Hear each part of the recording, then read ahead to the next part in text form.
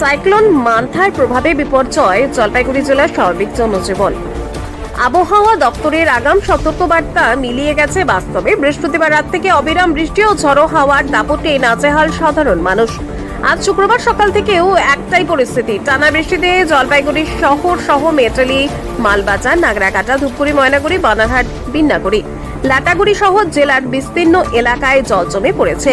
বহু নিচু এলাকায় হাঁটু পর্যন্ত জল, কিছু রাস্তা কাদা ও জলমগ্ন হয়ে যানবাহন চলাচলে বিঘ্ন ঘটছে। গত 24 ঘন্টায় জলপাইগুড়ির বৃষ্টিপাতের পরিমাণ 41.90 মিলিমিটার। ডুয়ার্স জুড়ে জারি হয়েছে সতর্কতা, যা চা বাগান এলাকাতেও শ্রমিকরা কাজে অসুবিধার সম্মুখীন হচ্ছেন।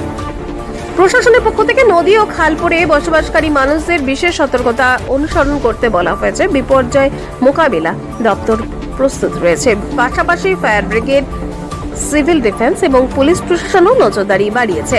সাইক্লোন মান্থার দুর্যোগ থেকে সাধারণ মানুষকে নিরাপদ রাখতে প্রশাসন পরামর্শ দিয়েছে অত্যন্ত প্রয়োজন ছাড়া বাইরে না বেরোতে, বিদ্যুৎ বিচ্ছিন্ন অবস্থায় সাবধান থাকা এবং নদীর চরে বা জলধারার পাশে না যাওয়ার।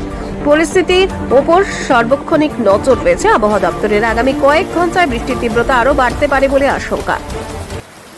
প্রগতি নার্সিং কলেজ অ্যান্ড স্কুল। এখানে শিক্ষা মানে কেবল ডিগ্রি নয়, এখানে শেখানো হয় মানবতার পাঠ। 3 বছরের জিএনএম কোর্স এবং 4 বছরের বিএসসি নার্সিং।